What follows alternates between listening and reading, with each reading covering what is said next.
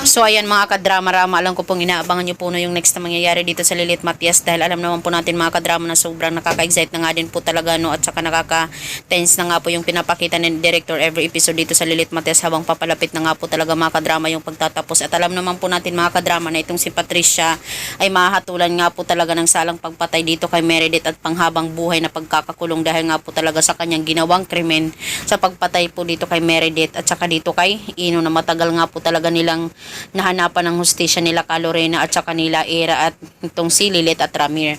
Talagang itong si Patricia, sabi pa nga nasa huli talaga palagi yung pagsisisi. Sana noon pa man talaga ay naisip muna niya bago niya gawin yung mga bagay na yun. At dahil lang po talaga sa selos at inggit dito kay Meredith dahil sa iniisip ni Patricia na pag andyan pa si Meredith baka magkatuluyan pa sila ni Ramir dahil kay Lilith, 'di ba, nalaman din yun ni Meredith na anak pala niya si Lilith at dahil nga po talaga dito sa buong pag-aakala niya ay talagang ginawa niya yung kay Meredith. Talagang kinitilan po niya talaga ng buhay na walang kaawa-awa.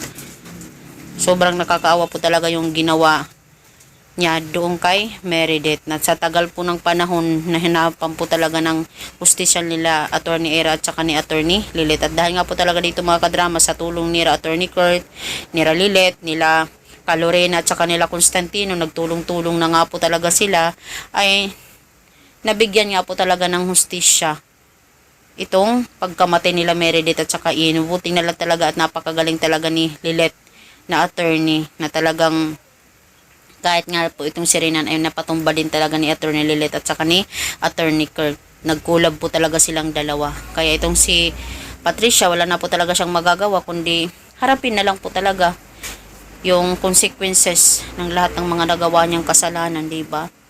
Alam kong mahirap ito din para kay Trixie na kahit din talaga itong si Trixie nalaman niya yung katotohanan.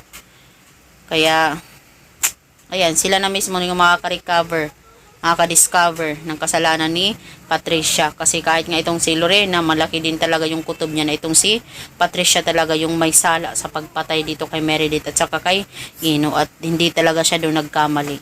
Kaya yun mga kadrama, abangan na lang po natin yung next na mangyayari dito sa Lilith Matias dahil papalapit na po talaga yung pagtatapos.